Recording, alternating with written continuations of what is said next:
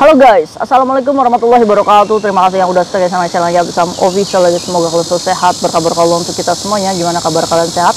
Alhamdulillahirobbilalamin. Kasam waras masalah kasam, doakan yang lagi sakit Allah sehatkan, teman kasam yang berjuang berumah majikan tentunya diberikan kekuatan sampai finish, teman kasam yang bahagia juga tentunya jangan lupa bersyukur. Kalian lagi pada ngapain cuy? Apakah kalian masak apa nih siang ini?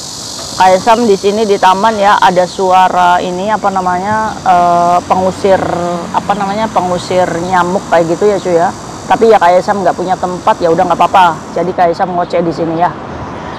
Hari ini Kaisam akan berbagi satu kisah dan ini mungkin mencengangkan untuk kita bahas bersama ya kan. Ada pekerja migran yang melahirkan di WC majikan. Kok bisa lahiran di WC? Kenapa mbaknya nggak ngomong jujur sama majikannya? Ayo kita bedah kasus. Ini sebenarnya kesalahan dan kekeliruan siapa? Tanpa harus menyalahkan siapapun, ini pastinya kesalahan kita sendiri sebagai pekerja migran, tidak protek dengan diri kita sendiri. Oke, ayo kita bahas kasusnya ini bersama cuy.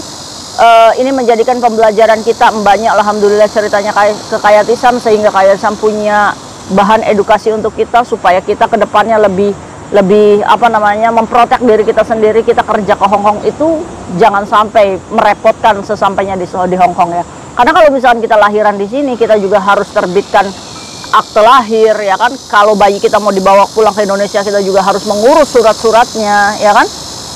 Dan pekerja migran ini baru bekerja 7 bulan aja di rumah majikan. Dia lahiran. Jadi ceritanya tuh gini cuy. Si pekerja migran ini telepon Kayatisam itu dari 1 minggu yang lalu. 1 minggu yang lalu dia ini telepon Kayatisam tapi nggak keangkat sama Kaisam. Tapi mbaknya ini nggak patah semangat untuk selalu telepon sama Kaisam, dan pada akhirnya kemarin itu keangkat sama Kaisam. Halo kak, saya udah lama lo telepon kakak. Iya kenapa? Gimana? Apa yang bisa Kaisam bantu untuk kamu? Kak, saya kemarin habis lahiran. Loh selamat, Kaisam punya ponakan lagi. Tapi saya kelahiran di rumah majikan kak, majikan saya belum tahu. Kok bisa? Emang nggak ada oa-oanya ini bayi ya kan? Akhirnya cuy, si pekerja migran ini ceritanya datang dari Hongkong, ini baru 7 bulan bekerja di rumah majikan. Dan dia juga nggak tahu kalau dia hamil cuy. Tiba-tibanya dia minggu yang lalu dia masuk WC dan akhirnya ngebrojol ini ponakan Kayatisam, lahiran di WC. Tapi si pekerja migran ini stay-nya sama neneknya aja, dan di rumah itu cuma berdua, neneknya pakai tongkat ya, tongkat 4, dan majikannya itu nggak stay bareng. Cuma permasalahannya kemarin itu ada Cingfu yang beresin TV, otomatis si pekerja migran ini panik dan takut. Sebelum itu terjadi dan kebongkar sama majikannya, dia ini minta tolong sama Kaisam, apa yang harus saya lakukan. Kaisam tuh mikir, bagaimana kamu Miss V-nya setelah lahiran seperti itu kok nggak dibawa ke rumah sakit, rasanya gimana, cegot-cegot, terus tali pusernya gimana kamu potongnya. Kaisam itu jadi banyak pertanyaan gitu kan. Tapi Kaisam juga harus menghandle pertanyaan dan kekepoan Kayatisam, karena si pekerja migran ini mentalnya benar-benar lagi butuh pertolongan. Saat dia kirim foto bayinya, oh ini nggak mungkin prematur kamu ini, bayinya sehat banget, gendut, cabi gitu kayak Kaisam. Ini kamu 9 bulan ini ya kan, pastinya. Kok bisa kamu nggak kedetek ya kan. Akhirnya udahlah, pada saat itu Kayatisam nggak bisa untuk wawancara mbaknya secara eksklusif gitu ya kan. Yang bisa Kaisam lakukan adalah oke deh, berarti saya harus memfollow up ini ke KJRI supaya agennya diteleponkan dari KJRI.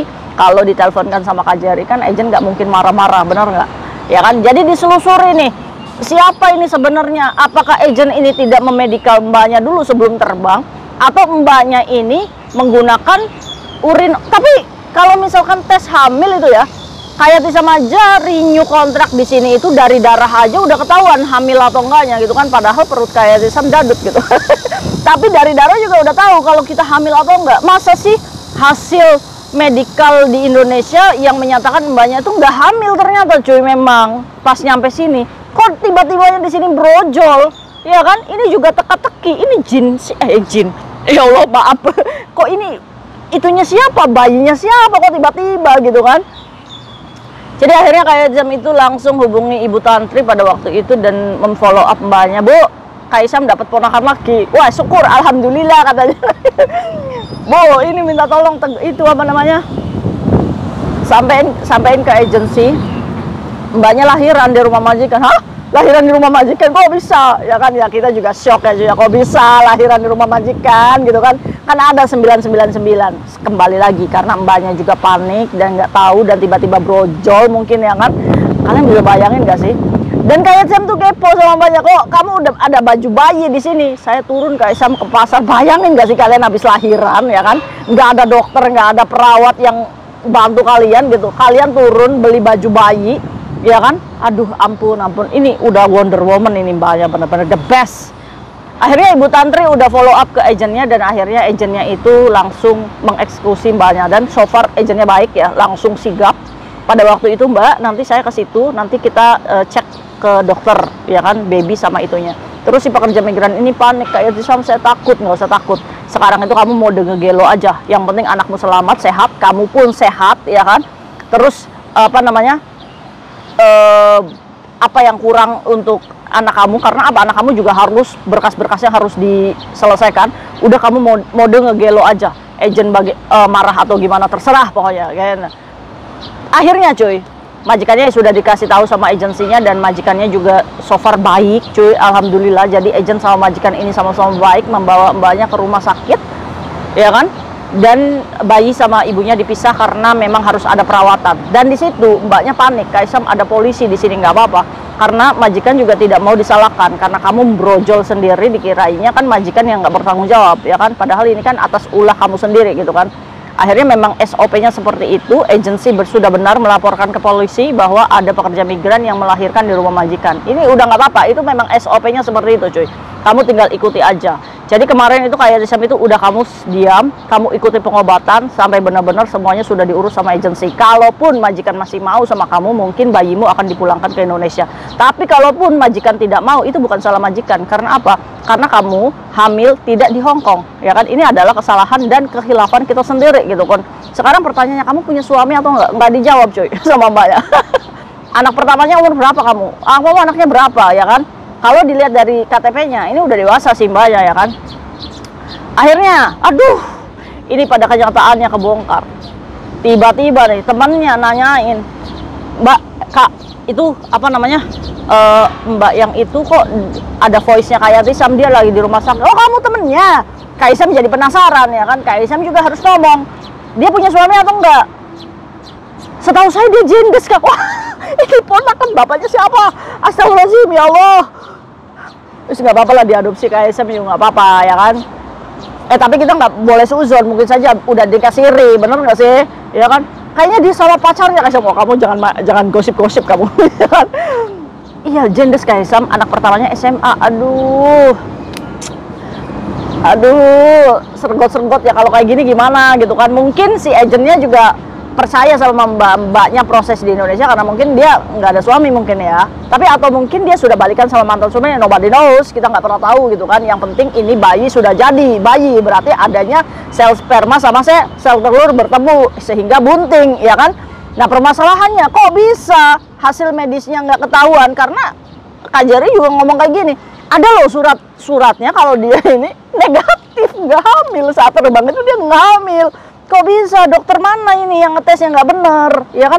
Atau dia memang ada yang nggak ketahuan gitu cuy, tiba-tiba di sini hamil. Mbaknya nggak ngerasa kalau misalkan dia ini lagi hamil, tiba-tiba lahiran di WC, jebrol bayinya gede juga.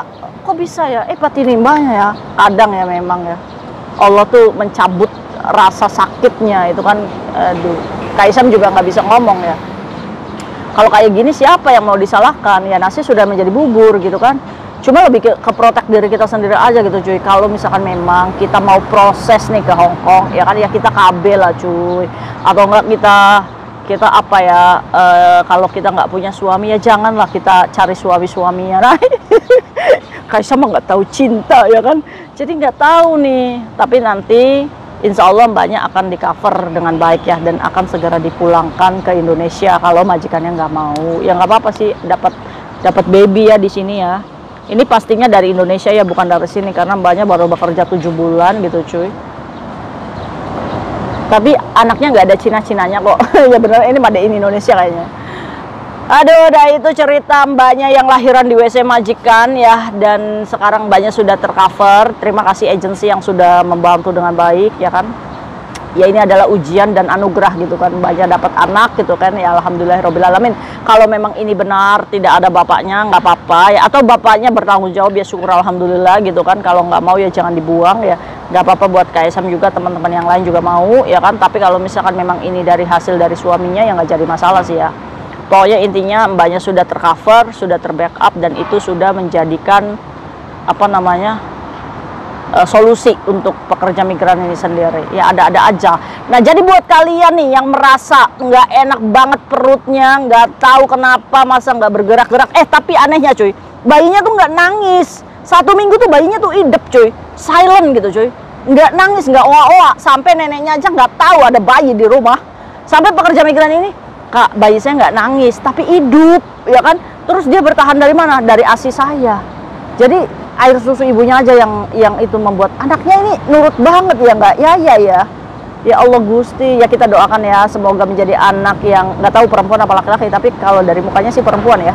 Kita semoga menjadi anak yang soleh-soleha ya, karena Kaisang juga nggak tahu ini bayi perempuan atau laki-laki yang lahir 1 minggu yang lalu dari pekerja migran yang baru bekerja 7 bulan, lahirannya di kamar mandi majikan.